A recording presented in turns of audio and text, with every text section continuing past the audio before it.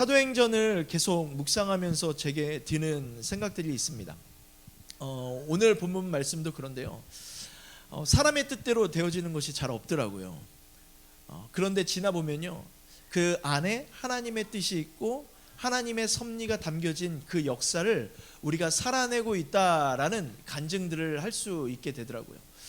오늘 이 사도행전에 있는 말씀도 동일합니다. 우리의 삶도 어떻게 보면 이와 같은 삶을 살아내고 있지 않을까라고 이 생각이 되어집니다. 보통 오늘 본문의 말씀을 갖고 이 루디아에 대해서 많이 나누는데요. 저는 루디아와 이 바울의 이야기를 통해서 우리의 삶 가운데 하나님께서 어떻게 역사하고 계시는지를 좀 기대하셨으면 좋겠고, 지금 우리의 뜻이 잘 보이지 않고 하나님의 뜻이 보이지 않아서 어찌할 바를 모르는 그런 상황 가운데 있을 때에라도 주님을 좀 기대하시면서 살아가는 오늘 이 말씀이 되기를 간절히 소망하겠습니다. 여러분, 신앙생활 하면서 이런 여러 가지 성경의 성경 퀴즈들이 있는데 여러분에게 한번 질문해 보고 싶습니다. 유럽에서 최초로 세례를 받은 사람은 누구일까요? 유럽에서 최초로 세례를 받은 사람은 누구일까요? 네, 오늘 본문 말씀에 나옵니다. 네, 루디아라는 사람입니다. 이방인들이 세례를 받는 장면들이 사도행전에 기록되어 있지만 유럽에서 이렇게 세례를 받은 최초의 사람은요, 루디아입니다. 루디아는 어떤 사람이었습니까? 이방인이었고 이방인 중에 여성이었습니다. 당시 이 문화적으로나 이 관습적으로 생각한다면 유대인이 이방인 남성에게 다가가는 것도 힘들었는데 이방인 여성에게 가서 이렇게 복음을 전하는 것은 더 힘들었습니다. 그런데 오늘 본문 말씀 우리가 읽어보셔서 아셨겠지만 하나님께서 바울을 인도하셨다라는 것, 그리고 루디아를 만나게 하셨고 루디아의 마음을 열어서 바울이 전한 복음을 믿게 했다라는 것, 이것이 참으로 중요한 메시지인 듯합니다. 이 유럽의 복음이 전해지고 교회가 세워졌던 그 모든 과정들을 좀 보시면요, 이 사람이 계획했던 것이 아니었습니다. 인간의 생각을 넘어서는 이 하나님의 주권적인 역사가 일어난 사건이 이 오늘 본문을 통해서 우리는 볼 수 있습니다. 어떻게 보면 그 과정이 순탄치 않았습니다. 바울이 그가 계획했던 길이 막히는 것도 경험했고요, 도무지 길이 열리지 않아서 어떻게 해야 될까라는 이런 생각이 들 만한 이 난감한 상황도 있었습니다. 그렇지만 그런 상황 속에서도 하나님을 의지하며 살아가고 또 하나님의 말씀에 순종했던 이 바울을 통해서 하나님께서 이 복음을 전하는 놀라운 역사들, 그래서 우리가 선교하는 것이 아니라 살아계신 하나님께서 선교하시는 놀라운 일들이 오늘 본문에 기록되어 있습니다. 하나님께서 이 본문을 통해서 어떻게 이 복음을 전하고 있는지를 좀 잘 살펴보셨으면 좋겠습니다. 앞서 이 베드로나 이 바울의 1차 전도 여행들을 보면요, 이 1차 전도 여행과 다르게 오늘 하나님께서 다르게 복음을 전하고 있음을 보게 됩니다. 오늘 본문 말씀에 보면 이 바울이 이제 2차 전도 여행 중에 일어난 일입니다. 지난주에 우리가 함께 살펴보았던 이 예루살렘 공의회에서 이후에 이제 바울이 아시아로 가서 그가 세웠던 교회를 돌아보려고 했습니다. 우리가 바울을 하면 생각하는 것이 바울은 새로운 지역에서 교회를 개척했어 라고 생각할 수 있지만 그것뿐만 아니라 이 바울은 자기가 세웠던 교회들도 잘 돌아보기를 원했어요. 그래서 2차 전도여행을 떠나면서 이제 바울이 자기가 세웠던 교회들을 좀 돌아보면서 하나님의 복음들을 좀 다시 돌아보고 하나님의 말씀들을 전하기를 원했습니다. 그런데 어떤 일이 있었냐면 이 16장 6절 말씀에 보니까요, 그게 없네요. 거기서 넘겨주세요. 16장 6절 말씀에 보니까 이 성령이 아시아에서 말씀을 전하지 못하게 하시거늘 그들이 부르기아와 갈라디아 땅으로 다녀가라고 이야기합니다. 여러분, 이해가 안 되는 장면이 나타나죠. 하나님의 말씀을 들고 하나님의 뜻을 위하여 복음을 전하기로 작정한 바울에게 성령 하나님이 아시아에서 말씀을 전하지 못하게 하신다라고 이야기하고 있습니다. 성령께서 아시아로 가는 길을 막으셨다라는 것이죠. 이 바울의 고향 다소가 아시아에 있었기 때문에 바울은 그 지역을 잘 알고 있었습니다. 그래서 그는 아시아 지역으로 중심으로 이 선교 사역을 펼치길 원했습니다. 바울은 가고 싶었어요. 그런데 성령 하나님께서 멈추게 하셨죠. 사도행전 16장 7절 말씀을 살펴봐도 이렇습니다. 함께 읽어볼까요? 무시아 앞에 이르러 비두니아로 가고자 애쓰되 예수의 영이 허락하지 아니하시는지라 라고 말씀하십니다. 이번에도 성령 하나님께서 허락하지 않으셨습니다. 한 번도 아니고 두 번이나 허락하지 않으셨습니다. 아마 바울로서는 이해가 되지 않았을 거예요. 내가 하나님의 뜻을 품고 하나님의 말씀을 나타내기 위해서 하나님 나라를 위해서 이렇게 애쓰고 있는데 왜 길이 열리지 않을까? 내가 잘 아는 곳으로 가서 가장 효과적인 방법으로 복음을 전하고자 하는데 하나님께서 그것을 허락하지 않으셨다는 것. 여러분, 이러한 경험들을 해보신 적 있으십니까? 정말 하나님의 나라를 위해서 내가 무엇인가를 준비하고 애쓰고 있는데 하나님께서 그것을 허락하지 않으셨을 때 여러분 어떠한 마음이 드십니까? 내가 하나님을 위해서 이렇게 저렇게 여러 가지들을 준비했는데 막상 그 시간이 되니까 할 수 없게 됐을 때 여러분 그런 경험들이 있으십니까?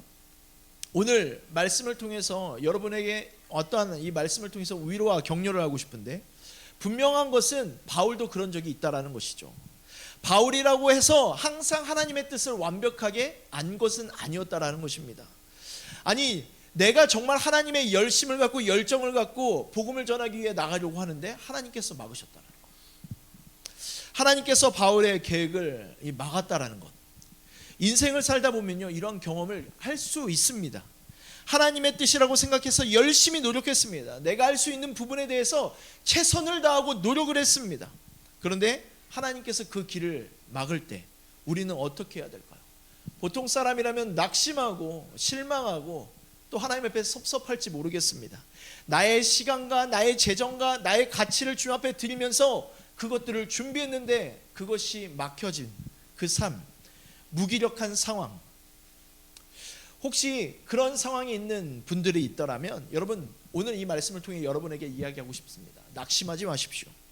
여러분만 그런 경험을 하는 것이 아니라는 것이죠. 오늘 성경에 나오는 바울뿐만 아니라 성경 인물들을 살펴볼 때 하나님의 큰 그림을 보지 못하고 우리의 계획과 우리의 그림을 볼 때 가끔씩 넘어지며 섭섭해하며 낙심할 때가 있습니다. 하지만 저는 이 말씀을 통해 확신적으로 여러분에게 말씀드릴 수 있는 것은 여러분 하나님을 경외하는 자들, 하나님 안에 있는 자들은 분명 주님의 그림을 그리고 있다라는 것입니다. 믿으십니까? 여러분 우리의 삶이 어떻게 살아가든지 우리의 상황이 어떻든지 그것과 상관없이 주님의 그림을 그리고 있다라는 것이죠. 우리가 하나님 나라로 갔을 때 분명하게 보게 될 것입니다. 우리가 이 시간들, 이 순간들 분명 주님께서 사용하고 계시고 일하고 계시고 주님이 함께하고 계심을 보는 그 시간임을 우리가 믿음으로 선포하는 그 시간들이 되어지기를 간절히 소망합니다. 지금 당장은 하나님께서 그 길을 막으시는 것 같지만 우리는 이제 알고 있죠. 그 역사가 그 시간이 지난 후에 이 바울의 역사를 통해서 알 수 있는 것처럼 하나님의 더 큰 계획과 큰 목적을 위한 하나님의 선한 계획임을 발견하게 됩니다. 자, 바울은 아시아로 가는 길이 막혔습니다. 하지만 하나님이 그날 밤에 그에게 무엇을 보여주셨냐면 환상을 보여주십니다. 우리 함께 16장 9절 말씀을 함께 읽어보도록 하겠습니다. 시작.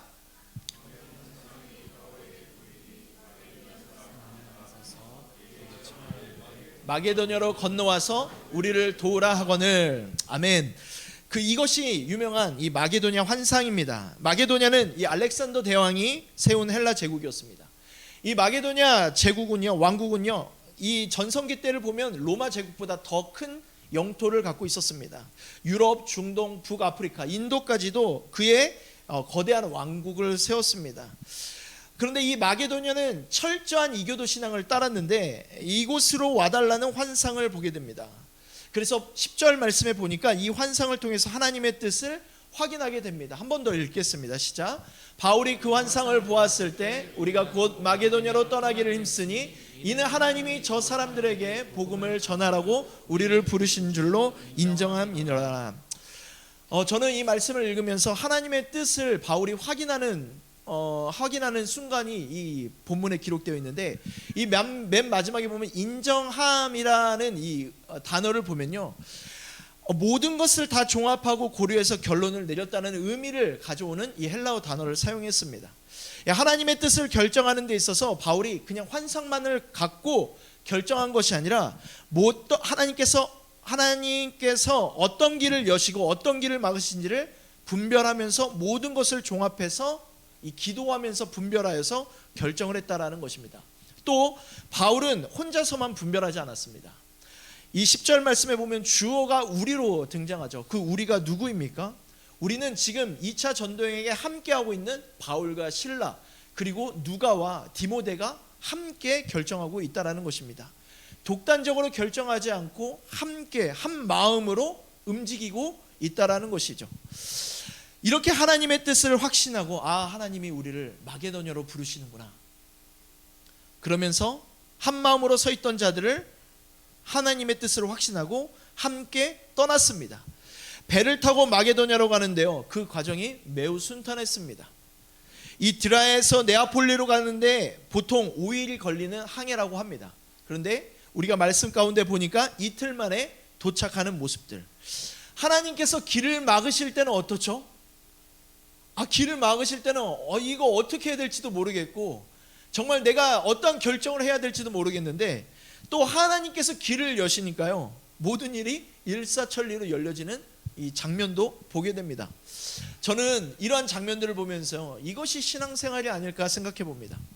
일이 잘 안 풀리고 막혀질 때도 있지만, 또 하나님의 때가 되니까 모든 것이 단번에 풀리는 역사도 보게 되는 것. 그렇게 해서 이 바울 전도 여행팀이 이 마게도냐 지방에 있는 빌립보라는 도시에 도착하게 됩니다. 이 성경에 보니까, 오늘 본문에 보니까 이 빌립보를 가리켜서 로마의 식민지다라고 이야기하고 있는데요, 이것은 단지 로마의 통치를 받는다라는 뜻이 아니라요, 로마의 정식 이 행정구역을 뜻하고 있습니다. 이 로마의 법과 제도를 따르는 이 자치 도시인 것이죠. 이 빌립보라는 도시는요, 이 알렉산더 대왕의 아버지인 빌립 2세에 의해서 건설되었습니다. 그래서 이 아버지에 의해서 건설되었기 때문에 어떻게 보면 당시에 이 도시가 완벽한 계획 도시였다라고 이 역사 책에 기록이 되어 있더라고요.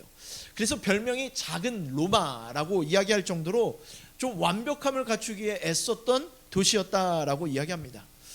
이 바울의 일반적인 선교 패턴이 뭐였죠? 어떻게 전도를 했죠?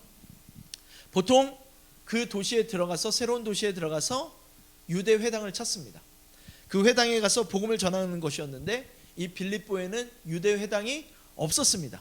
지난주에도 말씀을 드렸지만 회당이 세워지는 조건이 있습니다.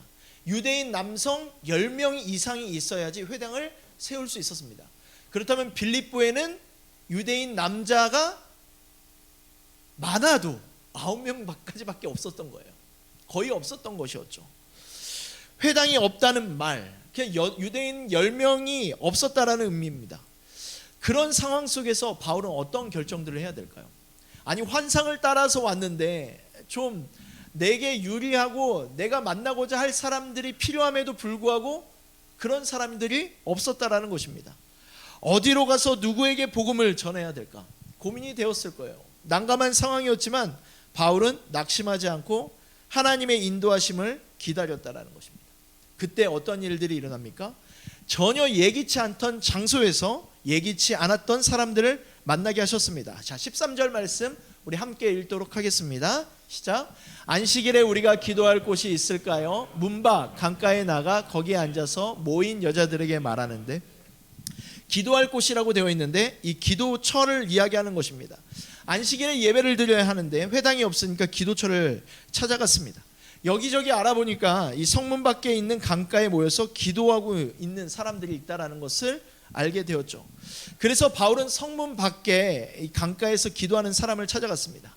그런데 그곳에 누가 있었냐면 유대인들이 있었던 것이 아니었습니다. 이방인들이 있었습니다. 그런데 이방인들 중에 여인들이 있었다라는 것이죠. 여러분, 이 상황들이 그냥 이 한편의 이야기로 흘러갈 수 있는 이야기지만 바울은 어떤 생각이 들었을까요? 하나님께서 두 번의 거절을 통해서 갔어요. 막았는데 배를 타고 가는 과정이 좀 순조로웠으니까 일이 잘 풀리겠구나 라고 생각이 들 수도 있죠.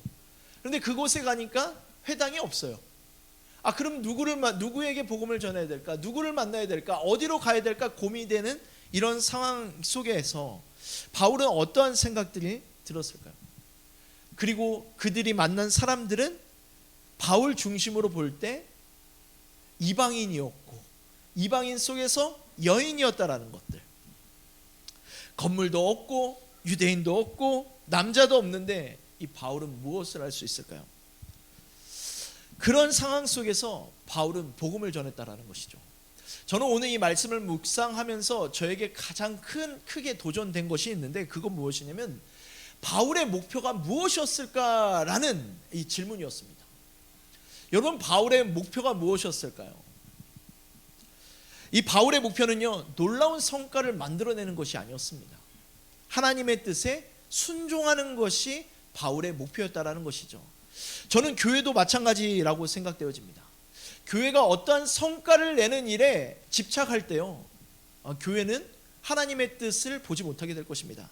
하지만 이 교회의 목표가 하나님의 뜻에 순종하는 교회가 될 때요, 하나님께서 말씀하시고 하나님께서 살아 역사하시는 교회가 될 것입니다. 아멘이십니까? 하나님께서는 이 바울의 순종을 귀하게 사용하셨습니다. 본문 14절 말씀 우리 함께 읽도록 하겠습니다. 시작. 두아시아에 있는 자색 옷강 장사로서 하나님을 섬기는 루디아라 하는 한 여자가 말을 듣고 있을 때 주께서 그 마음을 열어 바울의 말을 따르게 하신지라. 강가에 모여있던 여성 중에 루디아라는 여성이 있었습니다. 그녀는요, 자색 옷감 장사였죠. 당시에 이 자색 옷은 어떠한 옷이었냐면 이 왕과 귀족들만 입을 수 있는 이 상류층의 옷이었습니다.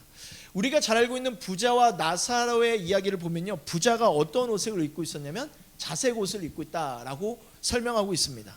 자주색 옷은요, 부자와 귀족들만 입을 수 있는 옷이었습니다. 루디아는 그런 옷감을 만들어서 파는, 어떻게 보면 오늘날로 이야기하면 성공적인 이 비즈니스 여성이 아닐까 생각해 봅니다. 그녀는 이 바울이 전하는 복음을 아주 집중해서 듣게 됩니다. 그리고 그때 하나님께서 놀랍게 역사하시는 장면들이 기록됩니다. 주님께서 그녀의 마음을 여셨죠. 그리고 바울이 전한 복음을 믿게 됩니다. 저는 이것이 구원의 역사가 하나님께 속해 있는 것을 나타내고 있음을 보여주는 본문이 아닐까 생각되어집니다. 사람이 복음을 듣고 회개하게 되는 것은요, 하나님의 역사죠. 우리가 아무리 노력해도 아무리 설악해도 사람의 마음이 이렇게 바뀌는 것이 쉽습니까? 여러분의 배우자가, 여러분의 자녀가 여러분이 많은 시간을 들여서 이야기해도 이렇게 쉽게 바뀌어집니까? 어렵죠. 아니, 가족의 마음도 잘 못 바꾸는데 어떻게 다른 사람의 마음을 바꿔서 예수님을 믿게 할 수 있을까요?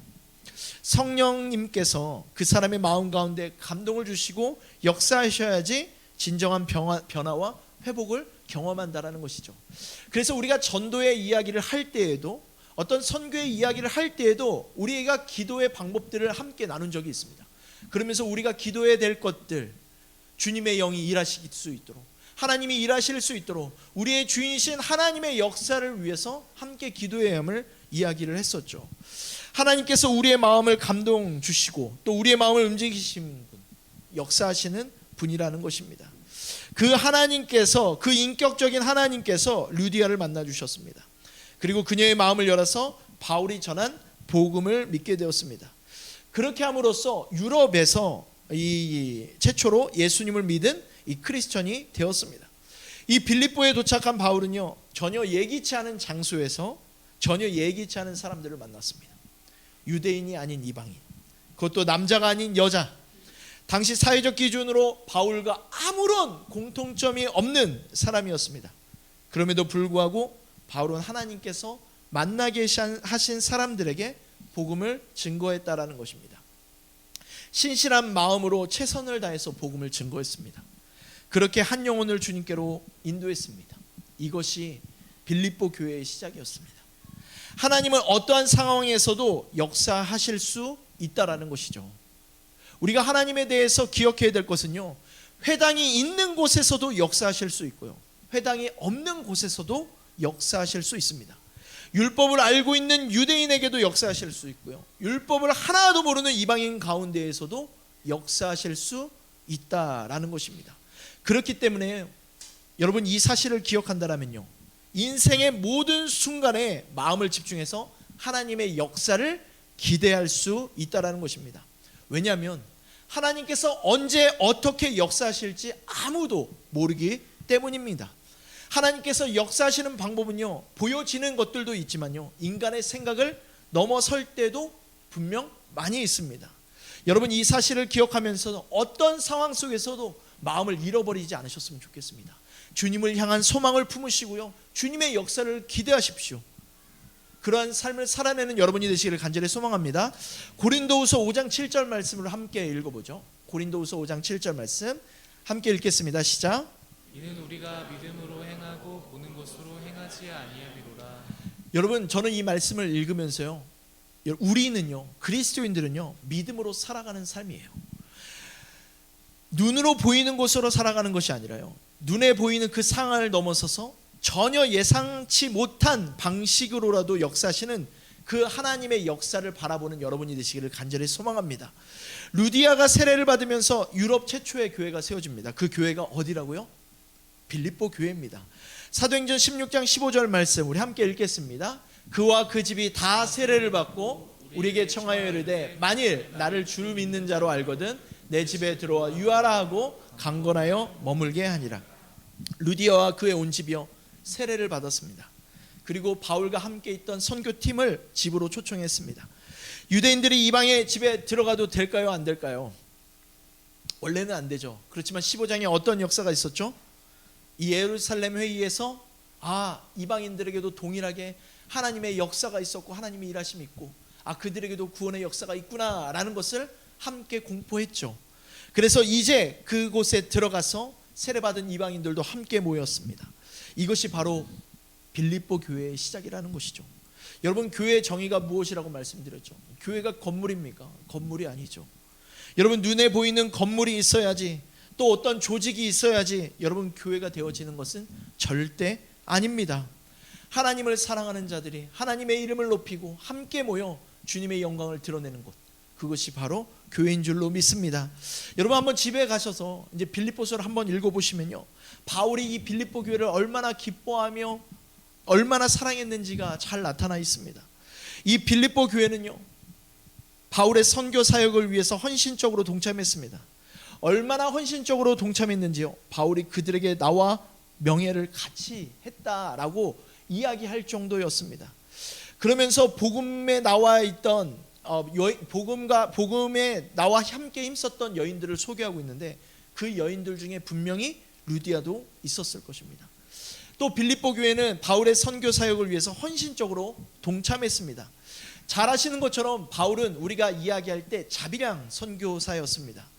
바울은 자신이 세웠던 교회로부터 후원은 받지 않았습니다. 그런데 이 바울이 이러한 이유는 분명히 있었습니다. 왜냐하면 값없이 받은 그 복음의 은혜를 값없이 나눠주기를 원한다는 마음과 개인의 이익을 추구하기 위해서 설교를 한다는 비판을 잠재우기 위해서 이렇게 받질 않았지만요, 예외적으로 바울은요 빌립보 교회로부터 후원을 받았습니다. 다른 교회는 몰라도요, 빌립보 교회에서 오는 이 개인적인 후원을 받았습니다. 왜냐하면 이 교회의 마음과 사랑을 알았기 때문에 그 마음을 품고 하나님의 나라 선교 사역에 함께 동참했다라는 것이죠. 바울은 빌립보 교회를 통해서 사랑을 받았고 환대를 받았습니다. 저는 교회가 이러한 공동체가 되어야 된다고 생각합니다. 사랑과 환대가 있는 공동체, 무엇보다도 교회 안에 사랑이 가득해야 합니다. 복음을 전하는 자들을 위해서 격려할 수 있는, 누군가가 시켜서 하는 것이 아니라 자발적으로 격려하는 그 사랑이 있어야 된다고 생각하고, 세상으로부터 소외당하는 자들을 위해서 누군가가 시켜서 이렇게 합시다가 아니라 자발적으로 하나님의 사랑의 마음을 품고 자발적으로 위로할 수 있는 공동체가 되어야 된다라고 생각이 되어집니다. 저는 오늘 본문의 말씀을 읽으면서 여러 것들이 떠올랐습니다. 하나님의 일하심들은 우리가 생각지도 못하고 계획하지도 못한 이곳에서도 분명히 일어나는구나. 여러분, 우리가 주님의 복음을 전할 때, 주님의 사람으로서 살아갈 때 어떠한 생각들이 드시나요? 늘상 우리 자신이 처한 환경을 바라보며 이야기할 때가 많이 있습니다. 내가 가지고 있는 것, 내가 처한 환경, 내가 속한 것들 때문에 주님의 것들을 멀리할 때가 있죠. 하지만 저는 오늘 본문을 통해서 여러분에게 다시 한번 격려하고 싶은 것은요, 주님을 향한 소망을 좀 품으셨으면 좋겠습니다. 이 말씀을 읽으면서 어떠한 책을 보니까요, 한국에서 최초로 세례받은 사람들의 이야기가 기록이 되어 있더라고요. 근데 그 세례받은 사람들이 어떤 선교사가 들어와서 그들에게 세례 준 것이 아니었더라고요. 한국에서 최초로 세례를 받은 사람은요, 어떤 청년들이었는데요, 그들이 중국에서 전해받은 한문 성경과 소책자를 받고요, 스스로 공부했어요. 기독교 신앙에 관심을 가진 청년들이요, 당시 중국의 만주에 있던 선교사님을 찾아가세요. 그곳에서 세례를 받고 돌아와서 이 성경을 번역하면서 복음을 전하는 일에 함께 선교사님들과 애쓴 역사들이 기록이 되어 있더라고요. 누가 알았겠습니까? 한국에서 세례를 그렇게 받게 될 줄 누가 알았겠습니까? 우리가 생각하는 정확한 루트는 선교사님이나 어떤 목회자를 통해서 세례를 받는 것이었지만, 그들이 자발적으로 선교사님을 찾아가서 세례를 받았다는 그런 역사를 보면서요, 여러분, 우리의 모습은 처량해 보일 수 있어요. 아무것도 할 수 없는, 힘이 없는 자들처럼 보일 수 있어요. 내가 가진 연약함이 어떻게 보면 내 삶에 방해가 되는 것처럼 보일 수 있어요. 하지만 주님이 사용하시겠다라고 작정하시면요, 그것이 하나님의 놀라우신 귀한 도구가 될 줄로 저는 분명히 믿습니다. 저는 오늘 이 말씀을 읽으면서 기대가 되더라고요. 하나님, 이 작은 자도요, 이 아무것도 가지지 못한 자도요, 주님께서 사용하시겠다라면 주님 그 역사 가운데 사용하게 달라고. 하나님, 지금 이 있는 우리의 자리가 부족해 보이고 연약해 보이고 앞길이 깜깜이 막혀 있는 길일지라도요, 주님, 내가 지금 이 순간에도 주님의 말씀에 순종하겠다라는 그런 믿음의 결정들과 결심을 보시겠다라면, 우리는 지금도 주님의 큰 계획의 그림을 그리고 있는 자임을 여러분 잊지 않으셨으면 좋겠습니다. 여러분, 내가 가진 것보다 주님의 행하실 일들을 소망하십시오. 저는 그 주님을 기대합니다. 여러분도 함께 기대해 보시지 않으시겠습니까? 여러분, 제가 말씀드렸죠. 여러분, 나중에 우리 의회나무 교회가, 여러분 모든 자들이 여러분이 있는 자리에서, 또는 하나님의 부르심을 받아서 세계 열방에서 하나님의 교회를 세우는 자들이 되었으면 좋겠습니다. 우리의 교회로 뭉쳐있는 것으로 만족하는 것이 아니라요, 우리가 가는 곳곳에서 하나님의 말씀하신 자리에서요, 하나님이 원하시는 교회들이 세워지기를 원해요. 보여지는 건물이 아니라요, 하나님의 예배가 세워지기를 원하고요, 하나님의 영광을 드러내는 가족이 되기 원하고, 여러분 그런 삶을 살아내는 여러분이 되셨으면 좋겠습니다. 여러분 그렇게 되시기를 소망합니까? 여러분 그 소망하는 마음을 갖고 좀 기대하셨으면 좋겠습니다. 우리 시간 함께 기도할까요? 우리 기도할 때